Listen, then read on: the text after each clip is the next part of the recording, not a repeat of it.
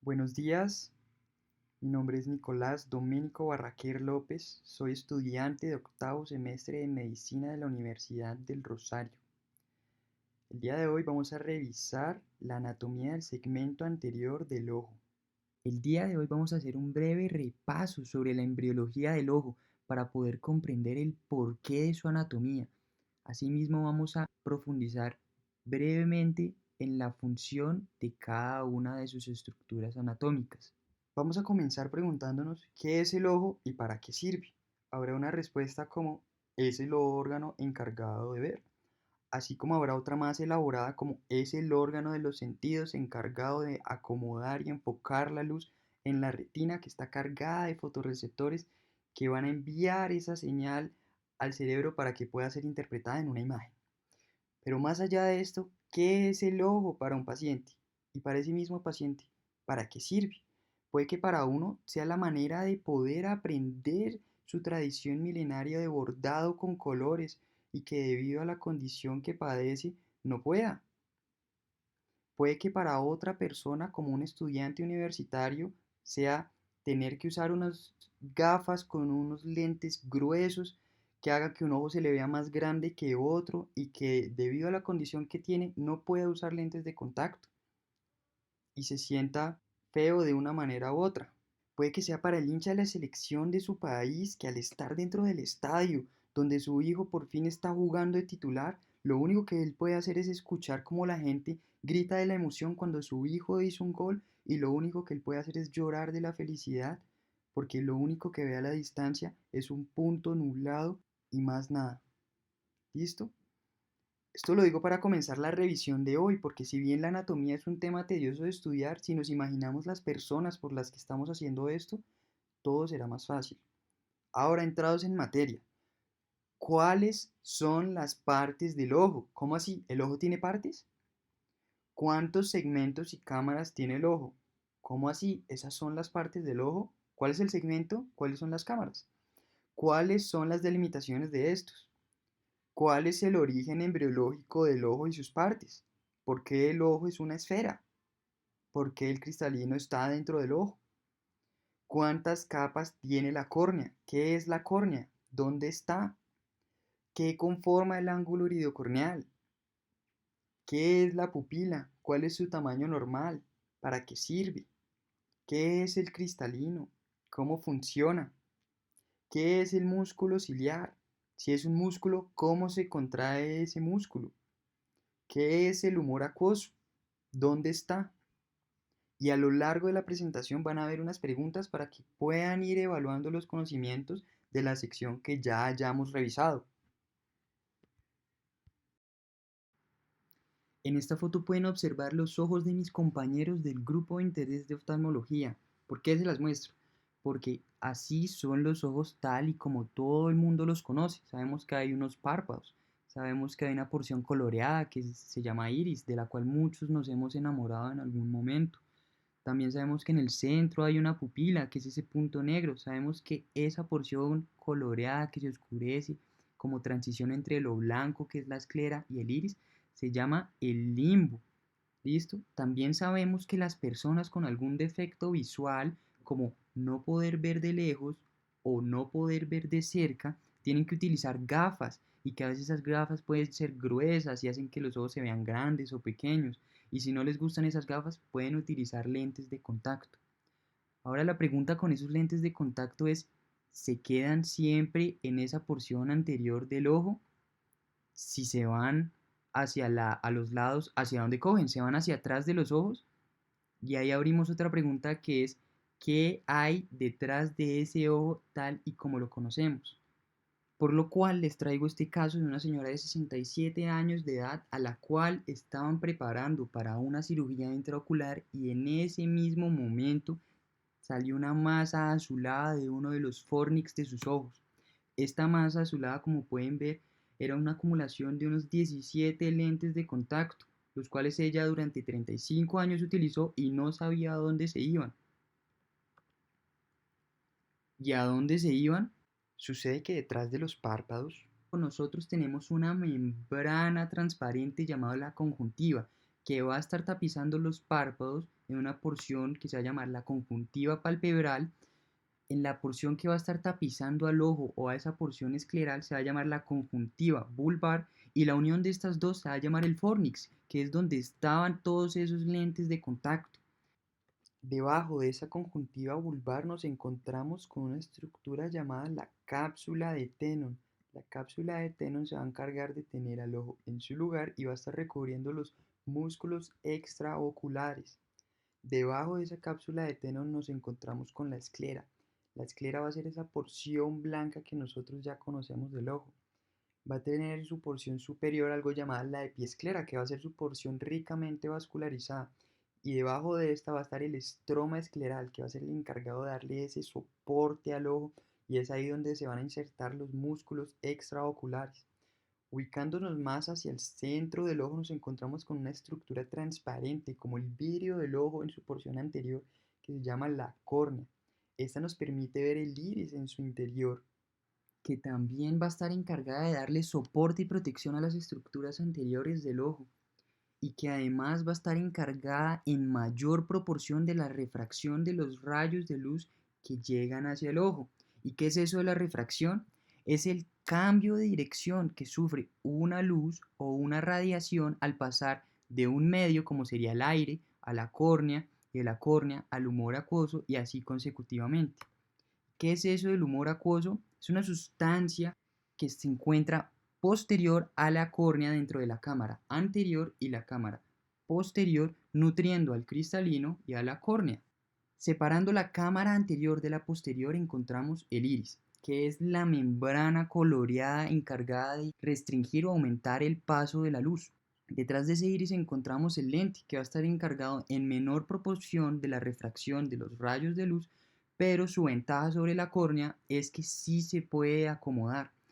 ¿Y quién se va a encargar de acomodarlo? El cuerpo ciliar.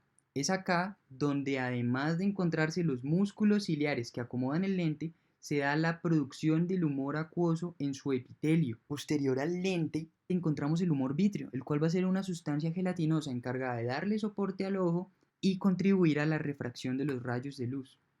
Ahora, ¿qué son esas capas que encontramos posteriores al ojo? Desde más adentro hacia el exterior encontramos la retina, que es esa capa amarilla que va a contener múltiples y millones de fotorreceptores encargada de recibir esos rayos de la luz. Detrás de esta retina encontramos el tracto uveal, que va a tener en su porción posterior la coroides, que va a tener en su porción media el cuerpo ciliar y en su porción más anterior el iris. En la porción más exterior encontramos esa esclera, que también va a estar recubriendo esas estructuras en la porción posterior. Luego, esa retina, que ya habíamos hablado, era la prolongación del nervio óptico, que va a ser un tubo empaquetado de axones, llevando toda esa información hacia el cerebro para que pueda ser interpretada como una imagen. Ahora, ¿qué tanto volumen tiene ese ojo? Tiene unos 6.5 a 7 mililitros. ¿Qué tan grande es ese ojo? En su diámetro anteroposterior va a tener unos 24 milímetros y en su diámetro transversal va a tener unos 23 a 25 milímetros. ¿Quién se va a encargar de nutrir todo ese ojo? Va a haber algo que se llaman las arterias ciliares. Estas van a provenir de la arteria oftálmica, la cual proviene de la carótida interna. Perfecto. De esa arteria oftálmica van a salir unas ramas que va a ser la arteria central de la retina, ¿sí?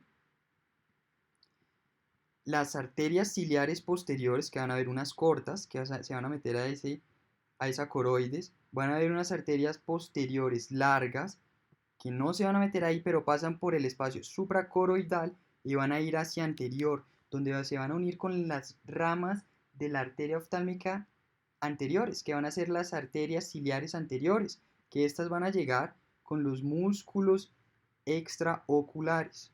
Finalmente, esas arterias ciliares anteriores se van a unir con las arterias ciliares largas posteriores, formando el círculo arterial mayor que va a estar irrigando estructuras de nuestro segmento anterior. Ahora él mencionó cámara anterior, cámara posterior, de dónde a dónde va cada una. Bueno, la cámara anterior va de la córnea al iris. La cámara posterior va del iris al cristalino y a la cara anterior del cuerpo vítreo. Perfecto. La cámara anterior más la cámara posterior van a conformar el segmento anterior. Y es de acá que se empiezan a ver esas subespecialidades oftalmológicas, como córnea y segmento anterior. Perfecto. Y siguiendo este orden de ideas, si esta es el segmento anterior, ¿cuál sería el segmento posterior? Pues donde termina el cristalino y la cara anterior del vítreo y comienza vítreo, retina, perfecto. Ahora, a manera de repaso, en un principio tenemos la fusión del gameto femenino con el gameto masculino.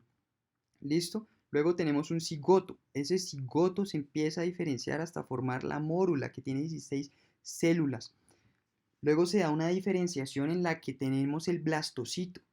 Dentro de ese blastocito vamos a encontrar una masa de células internas llamada el embrioblasto.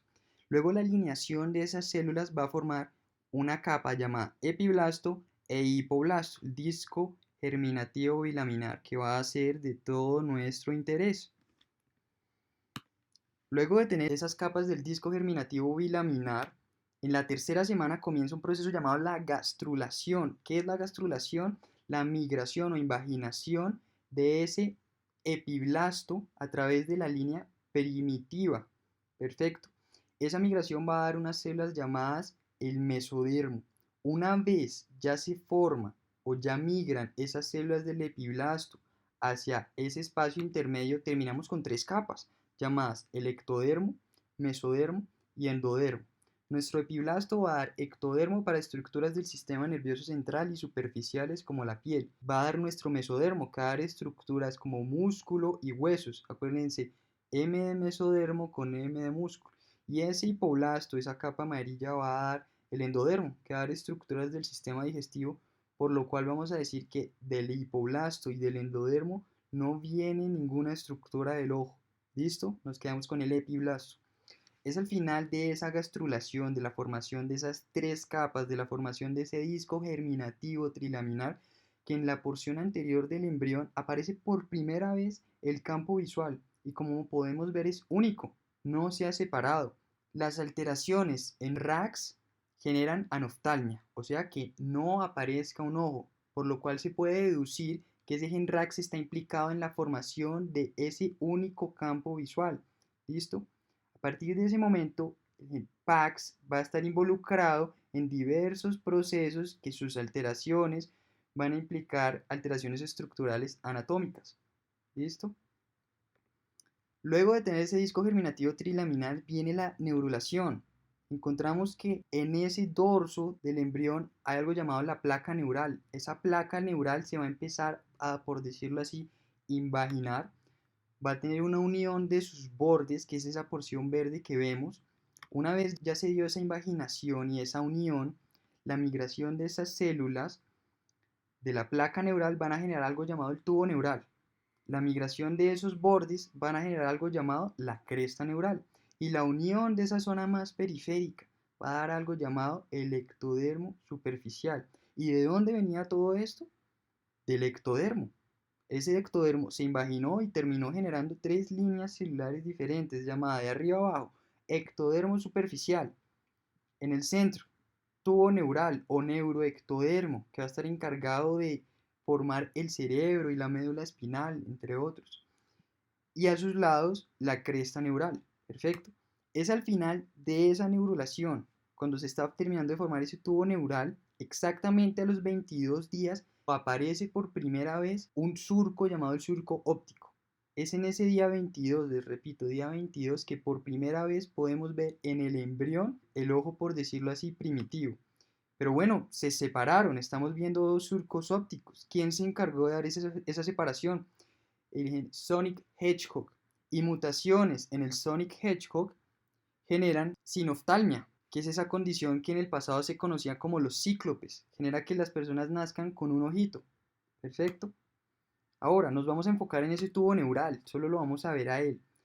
Vamos a ir a un proceso llamado la formación de las vesículas cerebrales. En uno vemos el prosencéfalo, en dos el mesencéfalo, en tres el rombencéfalo. Y abajo lo que va a formar la médula espinal. ¿Qué nos importa a nosotros de ese prosencéfalo? Se va a dividir en telencéfalo, que va a dar los hemisferios cerebrales, y el prosencéfalo, que va a dar el diencéfalo. Y es de esta zona que está encargada de dar interconexiones a lo largo del cerebro que va a salir esas vesículas ópticas. Pues de ahí a la semana 5 que se dan esas prolongaciones. ¿Listo? Entonces, ¿a dónde van esas prolongaciones? Ya teniendo el contexto de que tenemos un ectodermo superficial cubriendo ese tubo neural. A la derecha podemos observar un video, no hagan caso a las palabras que están volteadas. Quiero que observen cómo se empieza a alargar esa vesícula hacia ese ectodermo superficial. Cómo agarran ese ectodermo superficial, forman algo llamado la fosa del lente. Luego cuando ya se separó, ya se llama la vesícula del lente, que en un futuro va a ser el cristalino. Al lado podemos ver unas líneas verdes, que eran esas células de la cresta neural que empezaron a migrar para terminar de sellar el ojo. Podemos observar cómo los párpados se formaron a raíz de ese ectodermo superficial. Podemos ver esa conjuntiva y podemos observar cómo hay una línea roja que está pegada a nuestro cristalino, la cual se llama la arteria hialina, que en un futuro se atrofia, involuciona y se llama el canal hialoideo, el canal hialino. ¿Listo? Después de que se da todo este proceso, podemos observar cómo ya tenemos retina, estructuras que cubren el ojo, que van a provenir de nuestra cresta neural, y estructuras superficiales que provienen de nuestro ectodermo superficial. Como bien yo les decía, alteraciones en el gen RAX desde un comienzo, cuando teníamos ese único campo visual.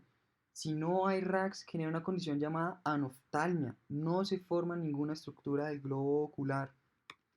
Mutaciones en el gen PAX, que está involucrado en el modelamiento y múltiples procesos en la formación de las estructuras del ojo, en una condición llamada el coloboma, que como podemos observar es una deficiencia en la formación de ese iris en la porción inferior. ¿Pero por qué en la porción inferior? Sucede que esa copa óptica, esa vesícula óptica que teníamos en un principio no era completamente redonda o sellada. En la porción inferior podemos observar que es donde se metía la arteria hialina. Imagínense como tener una barra de plastilina más gruesa que otra y que la arteria hialina sea una masa de plastilina más delgada. Y si las juntan y las meten, necesitan hacer fuerza para que se termine de cerrar y meterse. El PAX se encarga de terminar de cerrar esa fisura coroidea y por ende alteraciones en el PAX6 generan esta condición llamada coloboma. Teniendo en cuenta todo esto, ya entendemos de dónde viene la arteria central de la retina. En un principio era la arteria que estaba irrigando el cristalino y terminó de involucionar, ya no irrigó al cristalino y finalmente terminó con la función de irrigar a la retina. Como bien les dije, alteraciones en Sonic Hedgehog no permiten la separación de ese único campo visual que teníamos al final de la gastrulación, por lo cual nacen personas con esta condición llamada sinoftalmia. A manera de resumen, ¿qué quiero que se les quede? La mayoría de las estructuras del ojo son derivadas de la cresta neural, en menor proporción del mesodermo, y la fusión de estas se llama electromesénquima, que es esto verde que vimos alrededor. Perfecto. ¿Cuáles van a ser la excepción? 10 estructuras en especial. 5 van a ser del neuroectodermo y 5 van a ser del ectodermo superficial. ¿Listo? Entonces, sabemos que en un principio el ojo proviene del epiblasto. El hipoblasto dio el sistema digestivo, no nos importa. Del epiblasto migraron unas células que se invaginaron por esa línea primitiva que se llaman el mesodermo. Y de ese mesodermo nos acordamos de esa M, pensamos en músculo, ¿qué va a venir? Los músculos extraoculares del ojo. ¿Listo? De ese epiblasto también proviene el ectodermo, que es de aquí en mayor proporción de donde viene el ojo. Ese ectodermo nos va a dar un ectodermo superficial, una cresta neural y un tubo neural que también podemos llamar neuroectodermo. Y nos acordamos de la palabra electrodermo. ¿Listo? Electrodermo, ¿por qué? Por estructuras con electricidad. Perfecto. ¿Cómo nos vamos a acordar esas 5 que provienen del neuroectodermo y esas 5 que provienen del ectodermo superficial? Súper sencillo. Les mostré el video de cómo esa vesícula óptica se empieza a alargar hacia el ectodermo superficial. ¿Listo? ¿Qué quiero que se acuerden? De esa migración hacia el ectodermo superficial. ¿Listo? Pensamos de posterior a anterior y empezamos a contar. De posterior, ¿qué encontramos? 1. Nervio óptico. 2. Retina, porción neurosensorial y porción pigmentada. 3. En el cuerpo ciliar vamos a tener el epitelio del cuerpo ciliar. Cuarto, el epitelio del iris. Y quinto, los músculos dilatadores y constrictores del iris. Ahora, ¿cómo así que el epitelio del iris? Pues sí, si lo pensamos en un plano, esto tiene su epitelio, pero si se curva, el epitelio termina quedando en una porción posterior. Perfecto. Ya tenemos las 5 estructuras del neuroectodermo. ¿Cuáles van a ser las 5 del ectodermo superficial? La misma lógica, de posterior a anterior. Nos acordamos que esa vesícula se robó un pedazo del ectodermo superficial, que ahora pasa a llamarse la vesícula del lente, o en un futuro el cristalino. Entonces, 1, el cristalino. Hacia más anterior que encontramos, el epitelio de la córnea. Perfecto. 3, la conjuntiva. Nos vamos hacia la periferia siguiendo ese trayecto. 4, los párpados. Y quinto, las glándulas lagrimales. Perfecto. Siempre pensando la lógica de la migración y cómo esa vesícula óptica se empieza a extender hacia ese ectodermo superficial. ¿Listo? Y si lo pensamos y lo reflexionamos un poco, esto no era tan complicado desde un principio. Si volteamos ese tubo neural, teníamos las células de la cresta neural a los lados, que podemos ver acá es la esclera, la coroides. Tenemos ese tubo neural en la mitad, que era la retina. Tenemos hacia superficial la córnea y los párpados, que era ese ectodermo superficial. Perfecto. Acá podemos observar lo que ustedes ya saben para el segmento anterior. ¿Qué estructuras provienen embriológicamente, de dónde y qué me formó el segmento anterior? Ustedes van a escribir esclera, córnea, iris, cristalino, cuerpo ciliar. Y lo único que quiero que piensen es en esa migración de esa vesícula óptica hacia el ectodermo superficial y lo van a poder escribir. Perfecto. Entonces, ¿de qué capa del disco germinativo trilaminar proviene el ojo? ¿En qué día se evidencia por primera vez el ojo? ¿El segmento anterior de qué líneas celulares ectodérmicas proviene en mayor proporción? ¿Cuál es la delimitación de la cámara anterior? Listo. Entonces, ¿qué era la córnea? Como bien habíamos dicho, era esa capa transparente celular que nos permitía ver el iris y otras estructuras, encargada de darle soporte y protección al ojo. Sabíamos que era en su gran mayoría responsable de gran proporción del poder refractivo del ojo, en este caso 2/3 de este. Embriológicamente sus capas empiezan a migrar con esas células de la cresta neural o ectomesénquima que ya les había mencionado, pero migran a manera como de ondas, en tandas. La primera tanda o onda se va a encargar de formar el endotelio corneal. ¿Y por qué el endotelio corneal? ¿Nos sirve primero formar el centro de la córnea? No, necesitamos formar un espacio para que luego se rellene. En segundo lugar, esas células de la cresta neural, como bien les dije, migran a llenar los otros espacios dentro del ojo, como a formar el estroma del iris, a llenar ese espacio que teníamos por encima del epitelio del cuerpo ciliar, perfecto, a formar los músculos de acomodación del lente. Y esa tercera onda de células que migran del ectomesénquima son las que se van a encargar de rellenar ese espacio corneal. ¿Listo?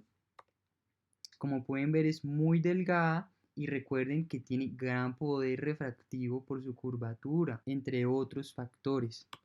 ¿Cuáles van a ser las medidas de esta? Como tal va a tener un diámetro horizontal de 11 a 12 milímetros, un diámetro vertical de unos 9 a 11 milímetros, un grosor central de 0 a 5 milímetros y un grosor periférico de 1 milímetro. Si la viéramos como en su plano horizontal, podríamos observar que ella como tal tiene un empinamiento central. Ella como tal es avascular, entonces, ¿de dónde va a recibir su nutrición? Desde anterior, por las lágrimas. Desde posterior, el humor acuoso, como ya lo habíamos dicho. Y hacia la periferia de los vasos periféricos del limbo, que acá podemos observar. ¿Cuál va a ser su inervación? Va a venir de la rama oftálmica, específicamente del quinto par craneal, el cual es el nervio trigémino. Entonces, acá tenemos las 5 capas de la córnea. ¿Cuáles son? Epitelio, que sabemos que viene del ectodermo superficial. Va a haber algo llamado la lámina de Bowman. Luego tenemos el estroma, que es esa gran capa que encontramos acá, que migraba en una tercera tanda de esas células del ectomesénquima. Debajo del estroma tenemos algo llamado la membrana de Semet. Y debajo de esa membrana de Semet, el endotelio. Uy, ¿y cómo nos vamos a acordar de eso? Con el A, B, C, D, E de la córnea. Ah, ¿arriba de qué? Vamos a ver la córnea como una casa, por decirlo así. El epitelio va a ser el techo. Entonces, A, arriba, epitelio. ¿B de qué? De Bowman. ¿C de qué? De colágeno, porque ese estroma va a estar muy cargado de colágeno. Sus células van a producir unas láminas de colágeno larguísimas para poderle dar soporte a esa córnea. D de Descemet y E para endotelio. Perfecto. Listo, entonces nos acordamos de ese A, B, C, D, E de la córnea. Entonces pensamos en A, el techo, pero ¿hay algo encima de ese A antes de comenzar? Sí, quiero que se acuerden que hay una película lagrimal. Esta va a estar encargada de nutrir a la córnea y cubrir ciertas irregularidades de su superficie. Como podemos observar, mide unas 7 micras. Ahora sí, A, arriba, igual a epitelio. Vamos a tener un epitelio estratificado, escamoso, no queratinizado, no secretor. ¿Qué es importante de este epitelio? Él va a estar sanando constantemente e involucionando cada 7 a 10 días. ¿Por qué? Si lo piensan, el epitelio corneal es el que más está expuesto y no nos podemos permitir tener un daño que nos afecte la visión. Va a tener unas células superficiales, unas aladas y unas columnares. ¿Qué quiero que sepamos? Que estas columnares provienen del limbo, que están constantemente moviéndose, involucionando a las que no sirven y sanando esa zona. Luego nos encontramos con la lámina de Bowman, acuérdense la B, Bowman. ¿Qué va a hacer ella? Como tal es una prolongación del estroma. Como bien les dije, el estroma está compuesto de colágeno, entonces una prolongación de ese estroma son fibras aleatorizadas y condensadas de colágeno. Va a servir como membrana basal para ese epitelio corneal. Este como tal no puede regenerarse. ¿Y cuál va a ser su problema? Que si se dañó puede cicatrizarse y una cicatriz que implica que esa córnea se nos opaque y no logren pasar los rayos de luz, que es lo más importante de la córnea. Luego, ¿con qué nos encontramos? La C de colágeno, estroma.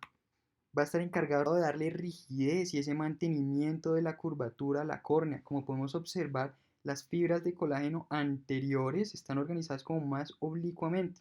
Ellas van a ser las encargadas de darle esa curvatura. ¿Qué vamos a encontrar dentro de ese estroma? Queratocitos en un 5 a 10%. Ellos tienen un recambio cada 2 a 3 años. Van a estar encargados de mantener el ambiente de la matriz extracelular. ¿Qué van a producir? Como bien ya sabemos, el colágeno. Adicionalmente, cristalinas. Entonces se estaban preguntando, bueno, ¿quiénes son los encargados de darle transparencia a la córnea? Esas cristalinas, ellas van a estar encargadas de darles su transparencia, permiten el paso de la luz y reducen la retrodispersión, porque de nada nos sirve tener un medio y que esté rebotando la luz. Cuando queremos es que pase. Sumadas a esas cristalinas, la organización en láminas que se extienden a lo largo de la córnea de colágeno tipo 1 favorecen ese paso de la luz. Pero bueno, ¿qué colágeno encontramos? Pues el tipo 1. ¿Cuáles son las características de ese colágeno tipo 1 que nos van a dar soporte y rigidez a esa estructura corneal? Perfecto. Encontramos ese colágeno en un 70% y sumado a ese colágeno vamos a encontrar proteoglicanos dentro de la matriz extracelular. ¿Cuáles proteoglicanos? El dermatán sulfato y el queratán sulfato. ¿Y dónde va a estar cada uno de estos? Hacia anterior vamos a tener el dermatán, ¿listo? Y hacia posterior el queratán sulfato. ¿Por qué están organizados de esa manera? El dermatán sulfato es menos hidrofílico y el queratán sulfato es más hidrofílico, o sea que de cierta manera se adhieren más al agua, ¿listo? Entonces, ¿qué necesitamos nosotros? Que el agua salga a través de la córnea o que vaya de anterior hacia posterior y drene en el humor acuoso. Diga, no queremos que se nos deshidrate nuestra córnea, ¿listo? Entonces va teniendo sentido cada vez más la organización de esas fibras y de esas células a lo largo del tejido corneal. La D, ¿cuál era? de Semet. ¿Y qué es la membrana de Semet como tal? Ella es una prolongación del endotelio corneal. ¿Listo? Ella va a tener colágeno tipo 4 dentro de otros. ¿Cuál es la importancia del colágeno tipo 4? Ese colágeno tipo 4, si bien da soporte, va a estar encargado de permitir la filtración. ¿Listo? Entonces, sumemos eso a los proteoglicanos como dermatansulfato en anterior y queratansulfato, que es más hidrofílico. Entonces van a terminar permitiendo el paso del agua. Sumado todo esto al endotelio, que como tal es una monocapa en patrón en mosaico, que van a ser células hexagonales, como podemos ver, ella sí va a ser metabólicamente activa, ella va a ser como una bomba que va a estar encargada de succionar esa agua. Entonces, acá vamos a tener los factores de proteoglicanos y una membrana con colágeno tipo 4 que permite filtración, que van a favorecerle a esa membrana que funciona como una bomba el poder deshidratar la córnea y evitar que se nuble y poder mantener su transparencia. ¿Listo? La membrana de Semet y el endotelio en su periferia, como podemos observar, se fusionan con la malla trabecular. ¿Listo? La membrana de Semet, al fusionarse con esta, va a formar algo llamado la línea de Schwab, que va a ser característicamente, o podríamos decir, va a ser una de las estructuras anatómicas para poder diferenciar el ángulo irido-corneal.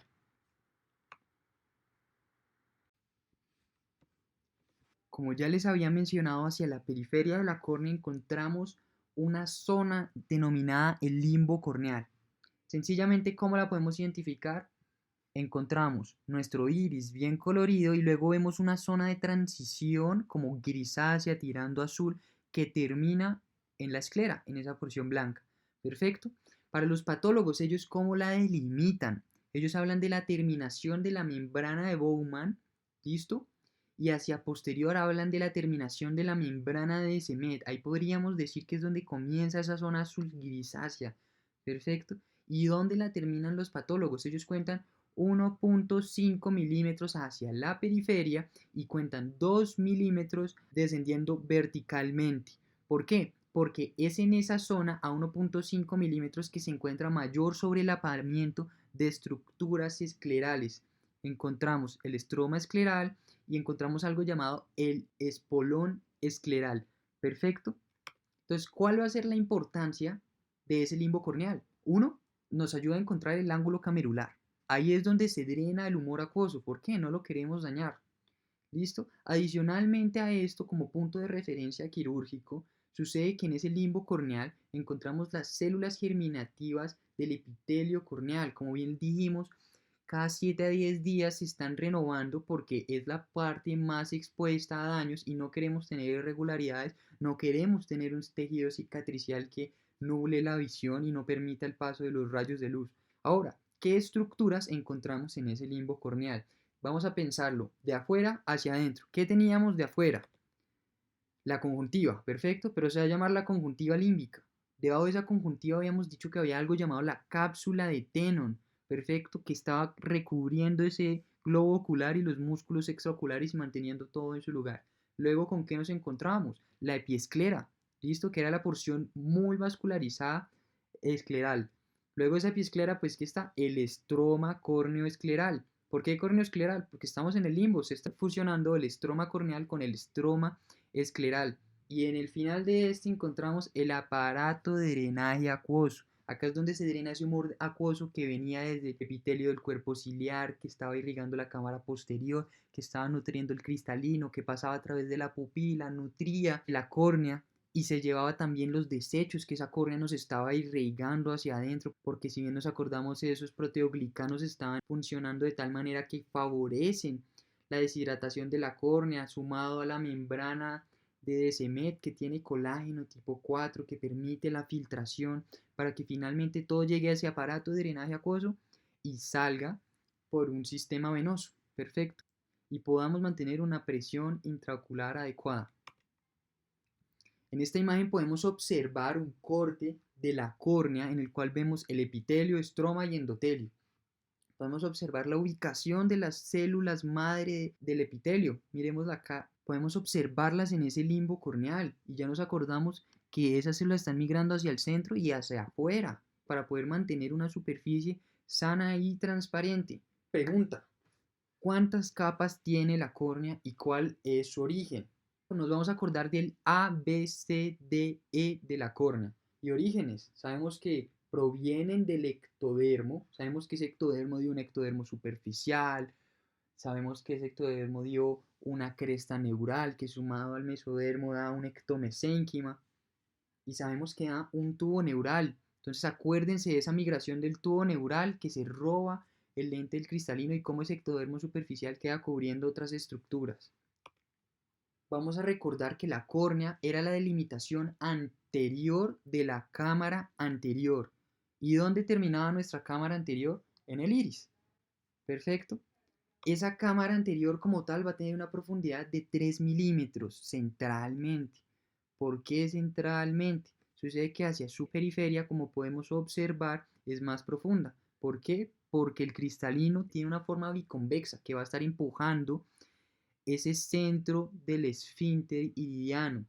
Ahora, habíamos hablado de que el humor acuoso estaba fluyendo a lo largo de estas dos cámaras. ¿Cuál va a ser la presión intraocular que está generando ese humor acuoso? Va a ser de 15.5 milímetros de mercurio. ¿Cuál va a ser el volumen que ese humor acuoso va a dar en la cámara anterior? Unos 200 microlitros. Una vez nosotros ya entramos en la cámara anterior, la estructura que nosotros tendríamos por encima nuestro sería el endotelio corneal. Si miramos hacia donde termina en la periferia ese endotelio corneal y esa membrana de Descemet, sería como una fusión con la periferia del iris. ¿Listo? Esto se llama el ángulo iridocorneal. Ahora, ¿qué sucede con ese ángulo iridocorneal? Nosotros normalmente lo podemos ver sin tener que estar dentro del ojo. O sea, lo podría ver yo en los ojos de mi pareja, en los ojos de mi mamá. Sucede que no lo podemos ver. ¿Por qué? Por algo que se llama el ángulo crítico, que será tema de otra revisión. Ese ángulo iridocorneal sucede que está dentro de ese ángulo crítico.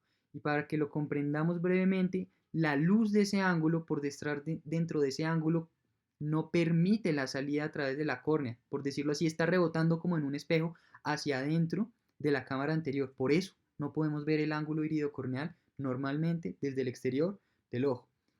Vamos a mirar ese techo que tenemos, vamos a bajar con él, con ese endotelio y con esa membrana de Descemet, y habíamos hablado de que estos se fusionan con la malla trabecular.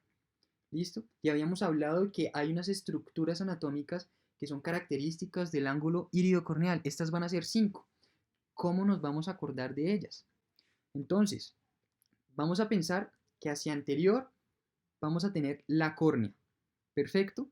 Pero va a ser anterior ¿a qué? Al aparato de drenaje acuoso. Hacia lateral, ¿qué vamos a tener? La esclera.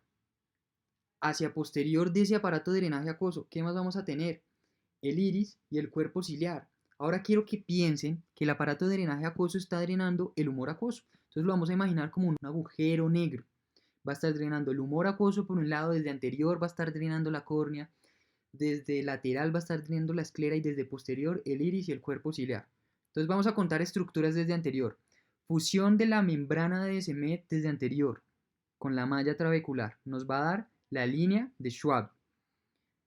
Si está fusionándose con la malla trabecular, ¿cuál va a ser la segunda estructura? Pues la malla trabecular y por ende detrás de la malla trabecular el canal de Schlemm, por donde se drena el humor acuoso. La tercera estructura, una vez ya le dimos check a ese anterior, vamos a ir hacia lateral. ¿Qué vamos a tener? La esclera. Y habíamos hablado algo que era el espolón escleral. Listo, esa esclera se choca con el aparato de drenaje acuoso y esta prolongación por acá que vemos es el espolón escleral. Perfecto, esa tercera estructura va a ser el espolón escleral. Luego vamos hacia posterior.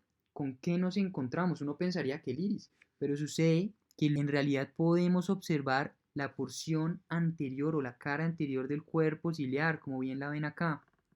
¿Listo? Entonces vamos a tener el cuerpo ciliar y finalmente en quinto lugar el iris.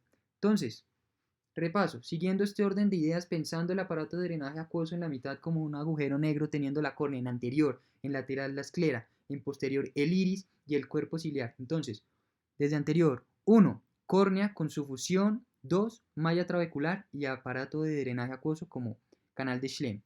3 hacia lateral, esclera, 4 hacia posterior, cuerpo ciliar y quinto, iris.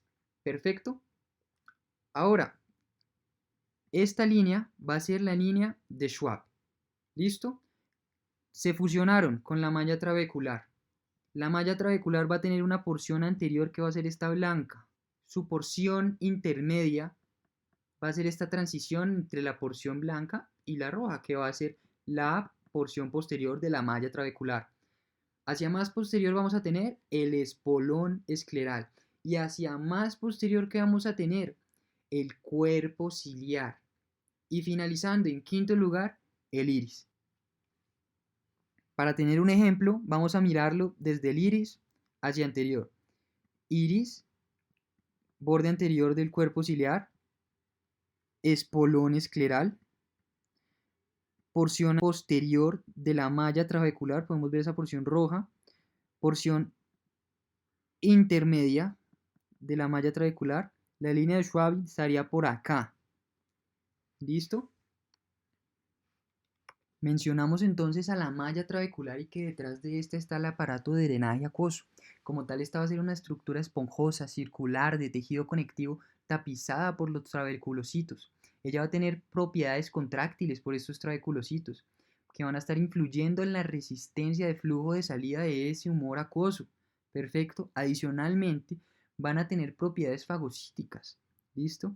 Y si le hiciéramos un corte transversal a esa malla trabecular, podríamos ver que tiene una forma triangular. Sobre su porción uveal, como tal es una trabécula tipo cordón, va a tener pocas fibras elásticas y estos trabeculocitos van a estar pigmentados. Van a tener aperturas menos circulares, pero como tal observamos que son más grandes. Sobre su porción corneoescleral, son capas de tejido conectivo delgado perforado. Cada haz está cubierto por una monocapa de células trabeculares, de las cuales su lámina basal está compuesta de fibras de colágeno y elastina.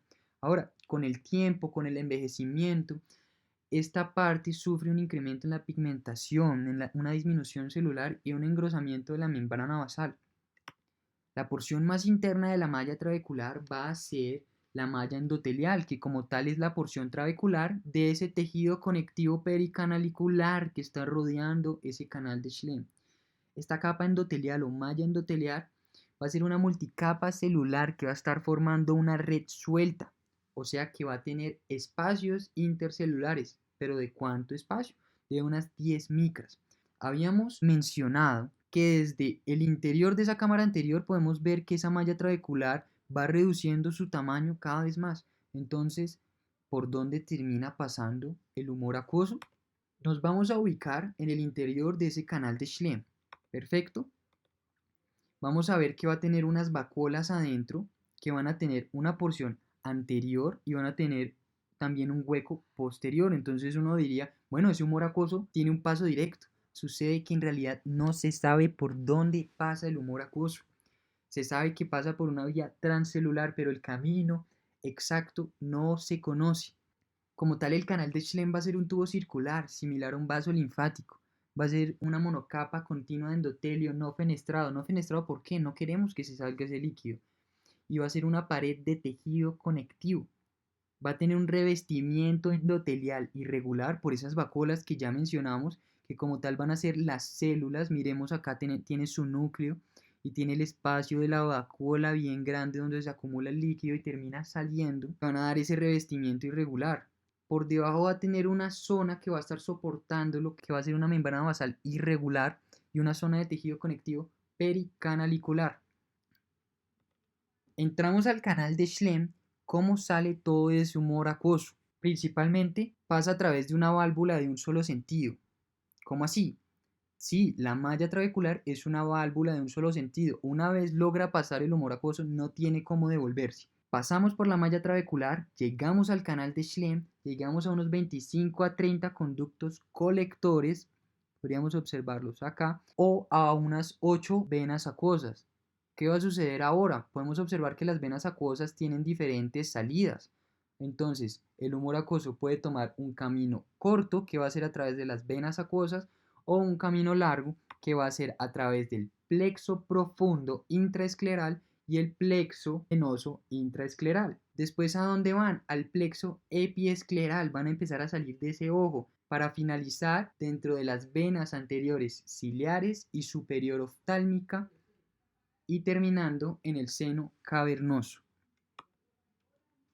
Ahora, ¿qué era el iris? Es una membrana coloreada que dependiendo de su pigmentación vamos a ver un iris marrón o un iris azul con menor pigmentación. Como tal, el iris va a estar irrigado por el círculo arterial mayor y el círculo arterial menor, que como tal estos son la anastomosis de esas arterias ciliares posteriores y anteriores que vienen de la arteria oftálmica, que se unen en la porción anterior de ese cuerpo ciliar.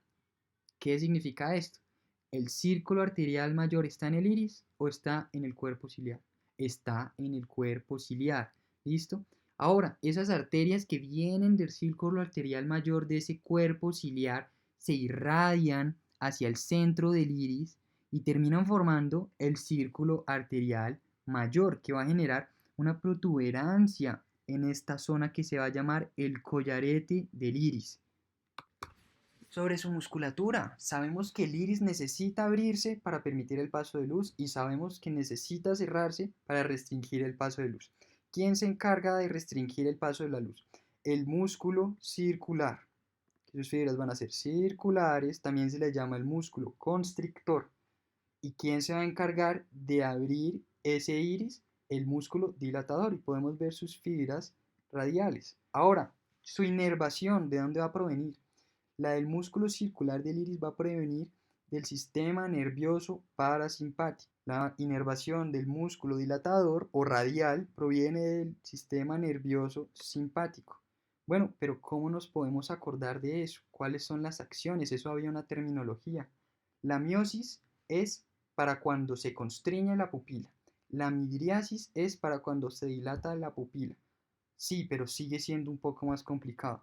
Entonces, el parasimpático hace la pupila pequeña. Nos acordamos de esas P's, vamos a relacionar esas P's. El parasimpático hace la pupila pequeña. Y la palabra miosis es más pequeña que midriasis, tiene menos letras. ¿Listo? Entonces quiero que se acuerden, miosis, pupila pequeña, midriasis, pupila grande. En esta imagen podemos observar un iris real, podemos observar ese estroma que está muy pigmentado. Podemos observar que cuando ese músculo dilatador o radial se constriñe, deja estos pliegues en la periferia, que no siempre están. Pueden encontrar también iris planos o lisos.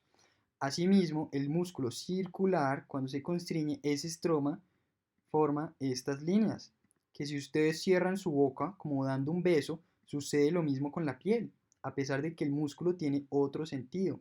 Y lo que les había mostrado, esa vasculatura del círculo arterial menor genera un engrosamiento en el iris llamado el collarete.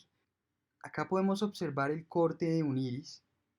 Vemos que tiene una porción bastante amplia en su zona anterior y observamos que los músculos están en su porción posterior. Entonces, ¿cómo se va a llamar esta porción anterior? El estroma. Va a tener colágeno, va a tener células pigmentadas, que si tienen mayor pigmentos van a ser los ojos marrones o van a ser azules. ¿Listo? En su porción posterior vamos a tener el esfínter del iris y el músculo dilatador, y hacia más posterior el epitelio pigmentado posterior. Vamos a recordar sus orígenes embriológicos. Vamos a recordar que ese epitelio pigmentado posterior y que sus músculos provienen del neuroectodermo. Nos vamos a acordar de ese electrodermo. Y nos vamos a acordar que las células de la cresta neural van a ser las encargadas de terminar de rellenar esos espacios. Entonces, hacia anterior, ese estroma cargado de células pigmentadas y de vasculatura, como tal, va a provenir de la cresta neural y en su porción posterior va a provenir del neuroectodermo. Sobre su epitelio pigmentado posterior hay que saber que tiene una lámina anterior y va a tener una lámina posterior. La posterior va a ser altamente pigmentada. Sobre la anterior, que hay que saber que es de esta que provienen los músculos del iris. Pregunta: ¿el iris es? Sobre la pupila, que hay que saber, es ese punto negro en la mitad del iris que si se expande generando la midriasis, que va a estar dada por el sistema nervioso simpático, que va a estar dada por el músculo radial o dilatador, y que si se contrae esa pupila va a ser una acción que se va a llamar miosis, porque tiene menos letras que midriasis, porque va a estar inervada por el sistema nervioso parasimpático, que va a comenzar con la letra P de pequeña, de una pupila pequeña, y que esa acción va a estar dada por el músculo constrictor. Entonces, músculo constrictor, pupila pequeña, sistema nervioso parasimpático, miosis. Miosis, parasimpático, pupila pequeña. Midriasis tiene más letras que miosis, por ende va a encargarse de dilatar ese iris y va a estar inervado por el sistema nervioso simpático. Ya hablamos de la cámara anterior, vamos a seguir con la cámara posterior. Entonces, ¿cuáles eran las delimitaciones de esta cámara? ¿Qué estructuras alberga esta cámara? Como tal, se delimita del epitelio pigmentado posterior del iris y va hasta el cristalino y también hasta la cara anterior de ese cuerpo vítreo. Como tal, va a albergar al cuerpo ciliar. Dentro del cuerpo ciliar va a estar el músculo ciliar y en todo el centro va a estar el cristalino. Es de esta cámara posterior que se produce el humor acuoso. ¿Dentro de qué? Del cuerpo ciliar. ¿Y a dónde fluye? Hacia la cámara anterior. ¿Y qué va a nutrir? El cristalino, la córnea, y va a recoger desechos de la córnea y va a ir directamente hacia ese canal de Schlemm a través de la malla trabecular. Ahora quiero que se imaginen como si estuvieran en una piscina y eso va a ser la cámara anterior. Y esa piscina va a tener un agujero gigantesco llamado la pupila. Y vamos a empezar a nadar a través de esa pupila. Mientras la pasamos nos encontramos con una pared transparente gigantesca, que es el cristalino. Entonces, ¿de dónde viene ese cristalino? Que es la primera estructura con la que nos encontramos. A los 32 días después de que esa vesícula óptica nos acordamos que tocó el ectodermo superficial, genera una invaginación de este mismo y sus células epiteliales terminan quedando adentro de esta vesícula de lente. Y la membrana basal que tenía ese ectodermo superficial pasó a cubrir este. Con el pasar de los días, ese epitelio en su porción posterior a los 36 días empieza a elongarse hacia anterior, pero miren que las células epiteliales anteriores se quedan quietas. ¿Qué sucederá ahí?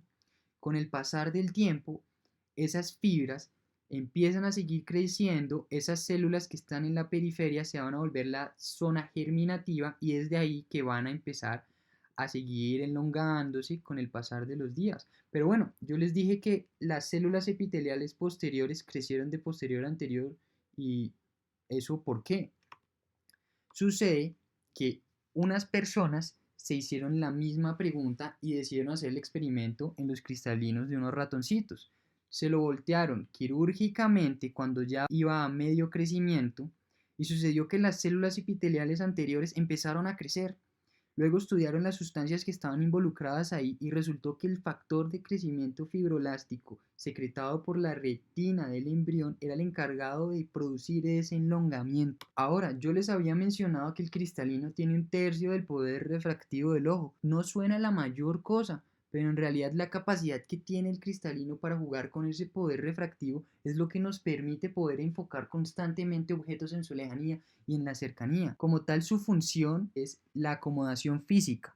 Como tal, él no puede decidir acomodarse por sí solo, requiere de los músculos ciliares para que lo acomoden. Vamos a decir que este cristalino es como una lupa. Él es una cápsula biconvexa. Podemos observar esa curvatura en ambos lados que va a contribuir a esa refracción, a ese cambio de dirección de los rayos de luz en la retina, específicamente en un punto.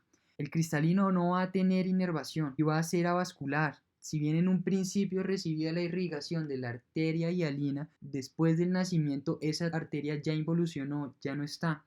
Y como bien les he mencionado, está constantemente recibiendo su irrigación o su nutrición del humor acuoso. Este cristalino como tal está compuesto en un 65% de agua y un 35% de proteínas. Es la parte del cuerpo o estructura anatómica del cuerpo que más concentración de proteínas tiene. Como tal, él va a tener un diámetro transversal de unos 6.5 milímetros al nacer y en las 2 a 3 décadas de la vida crece hasta unos 9 a 10 milímetros. Su diámetro antero-posterior al nacer va a ser de 3 milímetros y por ahí a los 80 logra alcanzar unos 6 milímetros. Listo, ya sabiendo todas estas cosas, yo tengo una duda. Mi abuelita le quitaron el cristalino y le pusieron un lente y no sé cómo se llama eso, cuál es su terminología. Entonces, esta va a ser la terminología de catarata. Un ojo con lente natural va a ser un ojo fáquico. Un ojo con un lente artificial va a ser un ojo pseudofáquico.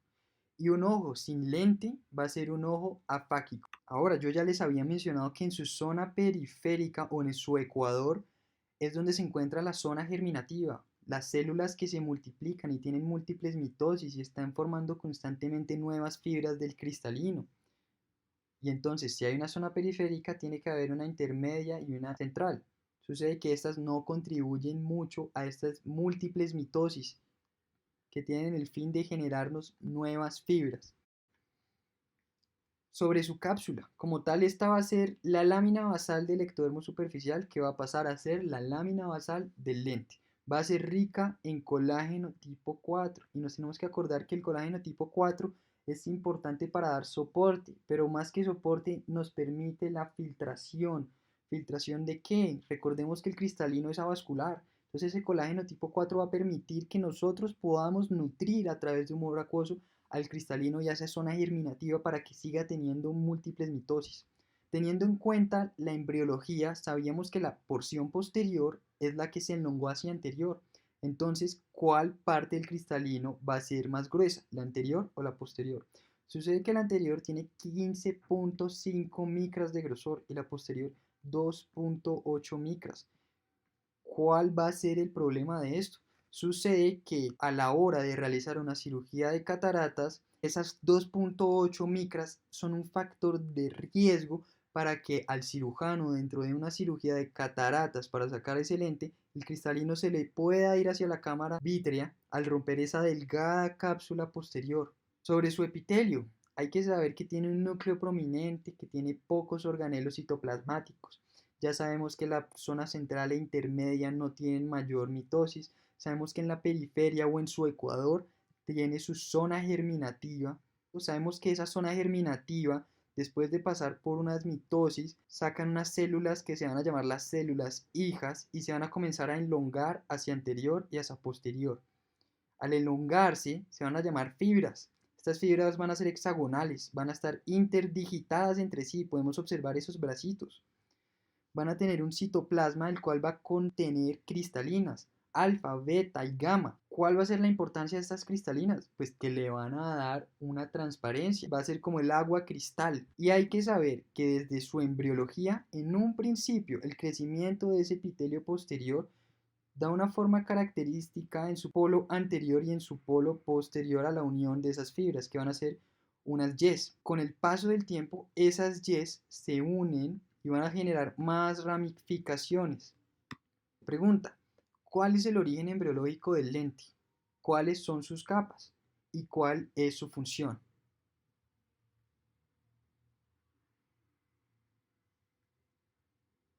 Vamos a seguir imaginándonos que estamos nadando dentro de esa piscina, que ya pasamos a través de la pupila, la cámara posterior, nos encontramos con una lente gigante, transparente. Ya la revisamos, sabemos que tiene cristalinas y que eso le da su transparencia. Vamos a nadar hacia los lados, nos vamos a encontrar con algo llamado los cuerpos ciliares, los cuales van a estar encargados de formar el humor acuoso, de acomodar el lente y de tener una leve participación dentro del drenaje trabecular y escleral del humor acuoso. Como tal va a contener 70 a 80 procesos ciliares, el cual cada uno va a estar compuesto de una capa doble de epitelio sobre un núcleo de estroma rico en capilares fenestrados. Ahora, ¿qué era eso de los procesos ciliares? Como tal también se les llama pars plicata. ¿Dónde están? Acá los podemos observar. Esta es la pars plicata. Va a ser una zona bien vascularizada. Acá es donde se van a anclar esas fibras sonulares del lente que ya conocemos. Y la contracción de ese músculo ciliar va a generar que estas fibras se relajen, como ya sabemos, y tome una forma ovalada. ¿Y dónde está esa pars plana? La pars plana va a ser la porción posterior del cuerpo ciliar. Como tal, va a ser lisa, va a ser avascular, va a estar pigmentada y va a medir unos 4 milímetros. Habíamos hablado de ese epitelio ciliar y que era una doble capa. Va a tener un epitelio no pigmentado y va a tener un epitelio pigmentado.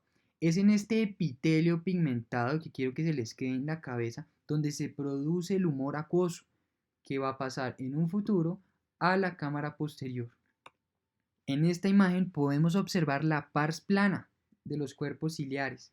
Acá podemos observar la pars plicata de los cuerpos ciliares, o también llamados los procesos ciliares. Podemos observar cómo esas fibras sonulares están anclándose a esa pars plicata y esa pars plana. Ya sabiendo que los músculos ciliares pertenecen a ese cuerpo ciliar, ¿cuál va a ser la función de estos? Habíamos dicho que el cristalino, su función era la de la acomodación física, porque no tiene cómo acomodarse el mismo.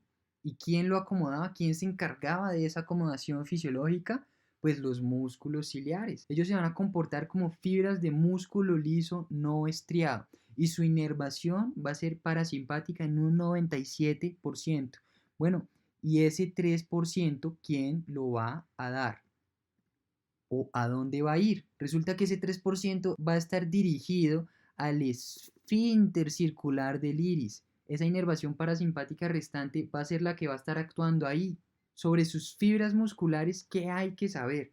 Van a haber unas circulares, que van a haber unas radiales y que van a haber unas longitudinales, que van a actuar en conjunto para relajar las fibras sonulares y que ese músculo ciliar le permita al cristalino adoptar una forma ovalada para lograr acomodar o ajustar esos rayos de luz conforme sea la necesidad de la persona, sea que necesite ver de lejos o de cerca. Y bueno, entonces yo tengo una duda.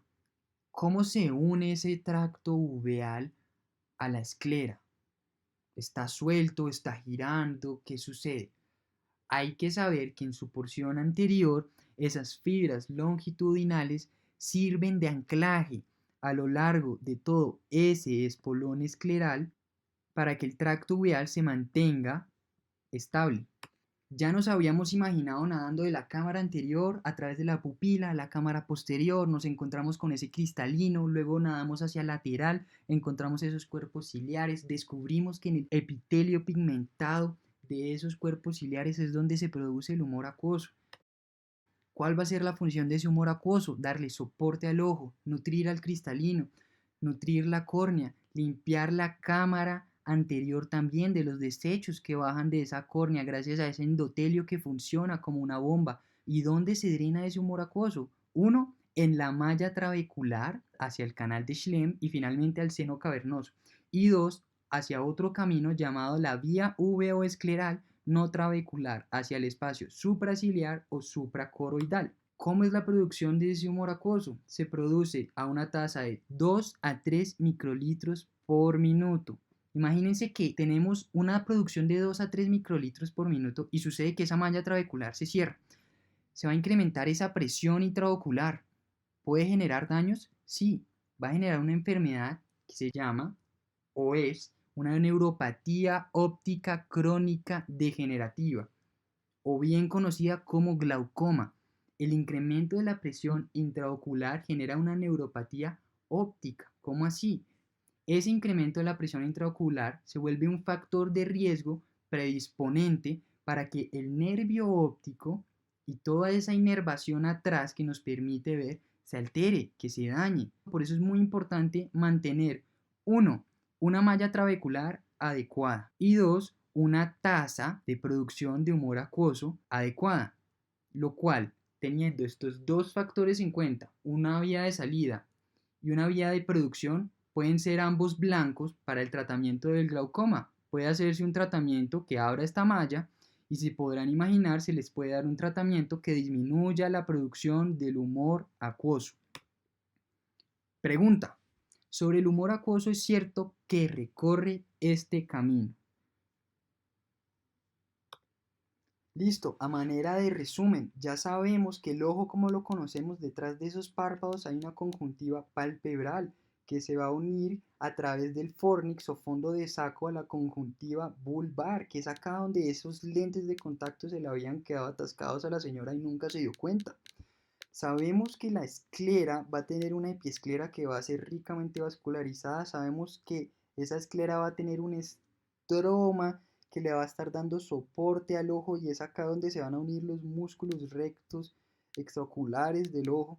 Sabemos que la córnea tiene 5 capas, que ella va a estar encargada de 2/3 de la refracción del ojo. Sabemos que esas 5 capas nos las vamos a memorizar con el A, B, C, D, E. A de arriba para el epitelio, B de Bowman, C de colágeno para el estroma, porque el estroma produce harto colágeno, D de Semed y E para endotelio.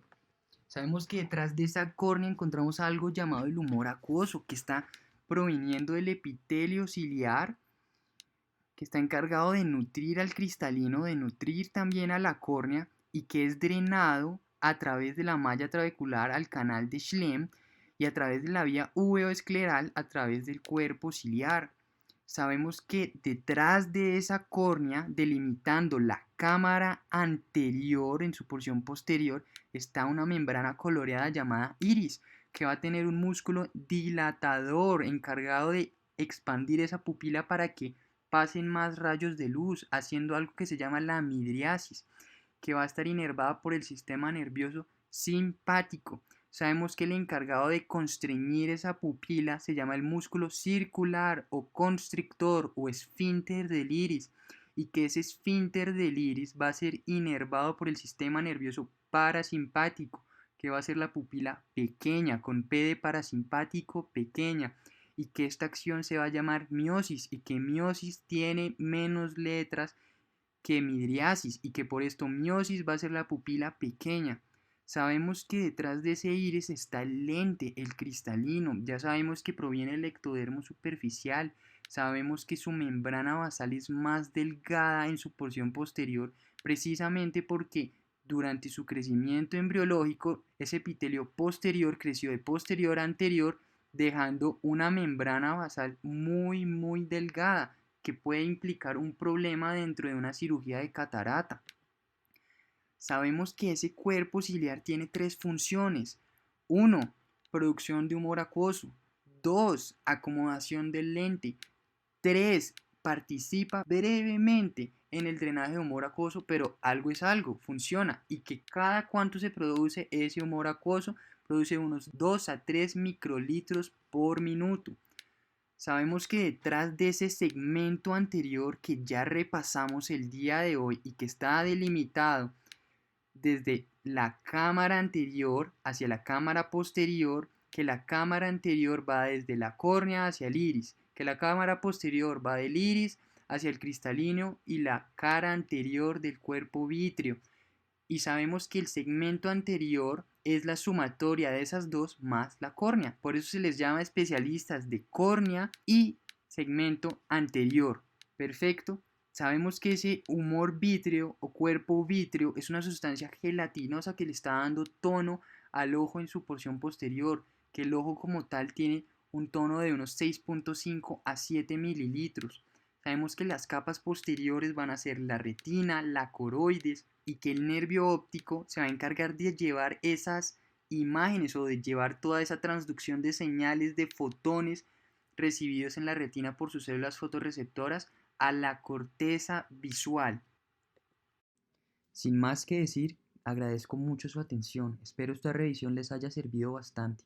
Y más allá de memorizar cada estructura, espero haberles ayudado a comprender el porqué de cada una de estas, para que en un futuro sea más sencilla su revisión a profundidad. No se les olvide seguirnos en nuestra página de Instagram para estar al tanto de nuestras siguientes revisiones, las cuales estarán siendo grabadas y publicadas en nuestro canal de YouTube. Y para dudas, inquietudes o sugerencias, ahí está nuestro correo. Y de nuevo, para finalizar, les agradezco mucho por su atención. Que tengan un muy buen día.